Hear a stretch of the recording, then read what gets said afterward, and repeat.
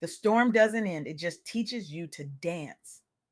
You know what nobody warns you about when you're clawing your way out of trauma? That the rain doesn't actually stop, the thunder doesn't fade to silence, the wind doesn't suddenly decide you've suffered enough and pack up its bags. No, the storm just changes shape.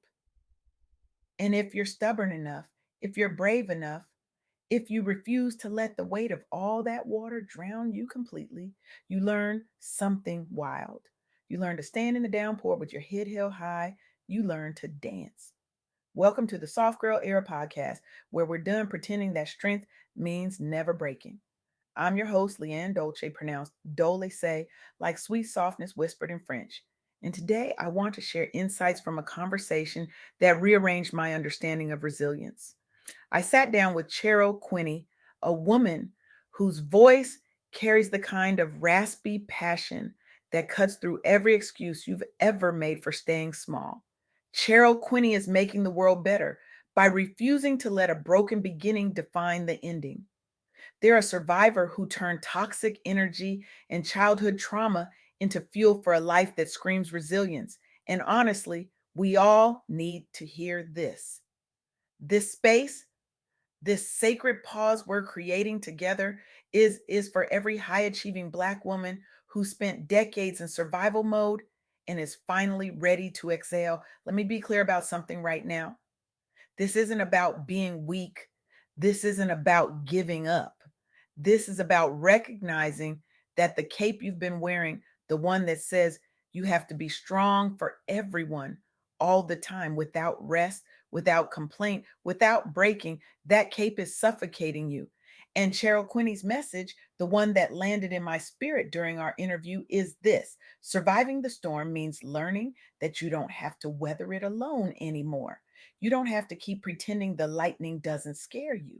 You don't have to act like the thunder doesn't shake your bones. Here's what Cherril Quinnie wants you to walk away knowing: three truths that aren't just words, but battle cries for every woman listening. First, embrace your broken beginnings as fuel for unshakable strength. That toxic energy, that childhood trauma, those moments that tried to destroy you, they don't define you, they refine you. They turn you into a warrior who stands tall, head held high, not because the pain disappeared, but because you decided it wouldn't win. Second, silence your fears to unleash your survivor success. Face the storm head on because victory, real victory, is waiting on the other side for Black women like us to claim it without apology. And third, stand loud and proud in your value. Your voice, your morals, your standards, they're your superpower. Speak them boldly to inspire the next generation of survivors who are watching, learning, waiting to see if it's possible. Now, I know some of you are thinking, that sounds beautiful, LeAnne, but how?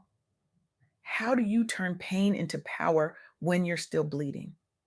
How do you stand tall when the weight of everything keeps pushing you down? Let me show you through the lives of three Black women who lived this truth, who survived their storms and built empires from the wreckage. And I'm not talking about perfect people. I'm talking about women who bled, who broke, who questioned whether they'd make it to morning and then did it anyway. Let's start with Oprah Winfrey. Born into grinding poverty in rural Mississippi, molested starting at age 9, pregnant at 14, baby died, rejected by her mother, trapped in cycles of trauma and instability that would have buried most people 6 feet under without a second thought. But here's the thing about Oprah: she didn't just survive, she decided that her pain would have a purpose. She channeled that agony into education, into a relentless work ethic that refused to quit, into therapy and faith and self reflection that built emotional resilience brick by brick. She transformed survival into a $2.5 billion empire. She launched the highest rated talk show in history. She founded the OWN network. She authored bestsellers. She proved that trauma survivors can lead with grace. But here's what matters most: Oprah didn't just build wealth, She inspired global conversations on trauma healing. She uplifted Black women through scholarships. She created a leadership academy for girls in Africa. She took her broken beginning and used it to light the way for millions. That's not just success, that's purpose beyond pain. Now, let's talk about Viola Davis. Grew up in Central Falls, Rhode Island, one of six kids in a violent, impoverished household, living in a one room apartment with rats, repeatedly sexually abused by a family friend, carrying internalized shame from a toxic home life that told her she was nothing, that she'd never amount to anything, that survival was the best she could hope for. But Viola pursued acting as therapy. She built boundaries through spirituality and mentorship. She leaned into the work of rewriting her narrative, line by line, scene by scene. She became the first Black woman to win the Triple Crown of acting, the Tony, the Emmy, the Oscar, storming stages and screens with fierce authenticity that refused to be dimmed. And then she didn't stop there. She founded her production company, Juvie, to amplify underrepresented Black stories of survival and healing, sparking industry shifts that center voices like hers, like ours. Viola Davis is living proof that childhood trauma doesn't get the final word. You do. And then there's Tarana Burke, assaulted at age 5, raised in a Bronx housing project during the crack epidemic, survived child molestation, community gun violence, toxic cycles of silence in underserved Black neighborhoods that tried to erase her pain, that told her to be quiet, to move on, to stop making people uncomfortable. But Tarana turned that rage, that grief into activism. She founded Girls for a Change. She launched the Me Too movement in 2006, long before it went viral, centering Black women and girls who are always erased from these narratives. She earned Times Person of the Year, a MacArthur Genius Grant, and she transformed societal approaches to trauma by funding Black led survivor programs and policy changes for marginalized communities. Tarana Burke took her broken beginning and built a global reckoning. That's what happens when you refuse to let the storm win. That's what happens when you decide your voice matters more than their comfort. These women, Oprah, Viola, Tarana, they echo what Cherril Quinnie shared in our interview. They're Black women standing loud, heads high, voices unapologetic, turning survival into something sacred. And here's the thing, you don't have to build $1 billion empire or win an Oscar or start a global movement to matter. You just have to decide that your broken beginning doesn't get to write your ending. You just have to choose yourself, even when it feels selfish, even when it feels uncomfortable, even when it feels impossible. Because let's talk about what survival really costs. It costs you sleep, it costs you peace, it costs you the ability to trust, to rest, to believe that softness isn't weakness.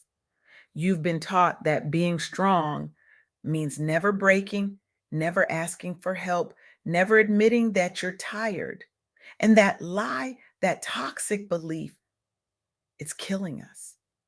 It's keeping us stuck in cycles where we give and give and give until there's nothing left. And then we're supposed to smile and do it all over again tomorrow. Cherril Quinnie's voice, that raspy, passionate, edgy yet comforting tone, it speaks straight to the hearts of Black proud women survivors because it tells the truth. It says you don't have to keep carrying everyone else's weight. You don't have to keep pretending that the trauma didn't happen or that it doesn't still hurt sometimes. You're allowed to heal. You're allowed to set boundaries. You're allowed to say no without guilt, to rest without explanation, to choose yourself without apology. And that's what the soft girl era is really about. It's not a trend, it's a lifestyle rebellion. It's the sacred space where strong Black women unlearn survival, rediscover softness, and reclaim the joy, rest, and freedom they deserve. It's dropping the superwoman cape and realizing that softness is not weakness, it's a radical act of self love. It's learning to say no without guilt, to protect your peace as a practice, to embrace healing in real time, even when it's messy and uncomfortable and slow. So here's the challenge, the one that comes straight from Cherril Quinnie's heart and the wisdom they shared in our interview. This week, I want you to name one fear from your past trauma. Write it down, burn it safely, and then declare out loud, I survived the storm. Now I stand tall. Share it with a sister circle or on social with the hashtag #SoftGirlSurvivor. Let's make waves together. Let's show the next generation of Black women that survival isn't the end of the story, it's the beginning of something powerful. Because here's what I know for sure, your broken beginning, the toxic energy, the childhood trauma, the fears you've been carrying. They tried to break you, but they didn't. You're still here. You're still standing. And that resilience, that refusal to let the storm win, that's your superpower. Cherril Quinnie wants you to feel empowered, seen, and fiercely hopeful. They want you to know that your voice matters, that your morals and standards are worth protecting, that your value isn't up for debate. And I'm here to echo that message, to amplify it, to make sure every Black woman listening knows that you don't have to keep surviving. You get to start thriving. So let's redefine strength together.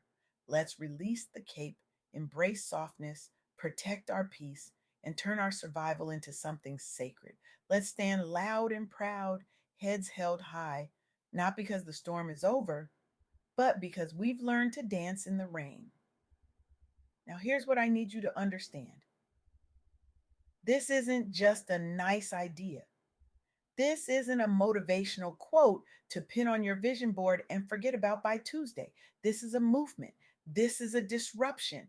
This is a declaration that Black women are done being everyone's backbone while our own spines are crumbling under the weight. I need you to do something radical this week. I need you to choose yourself in a way that makes people uncomfortable. I need you to say no to something you would have said yes to out of obligation. I need you to rest without justifying it. I need you to protect your peace like it's the most valuable currency you own, because it is. And when people ask you why you're changing, why you're setting boundaries, why you're not as available as you used to be, I need you to look them in the eye and say, because I survived the storm. And now I'm learning to dance. This is your permission slip. This is your invitation. This is your moment. Stop waiting for the storm to end. Stop waiting for perfect conditions. Stop waiting for someone to tell you it's okay to choose yourself. The storm doesn't end, it just teaches you to dance. So put on your dancing shoes, sis. The music's already playing, and the world is waiting to see what you'll do when you finally decide that your survival story gets to have a sequel called Thriving. Thank you for being here. Thank you for choosing yourself. Thank you for believing that your broken beginning can fuel unshakable strength. Now go out there and show them what a woman who's learned to dance in the rain looks like. Show them what happens when survival transforms into sacred purpose. Show them what it means to stand tall, head held high, voice loud and unapologetic. The storm tried to break you, but you're still here. And that, my sister, changes everything.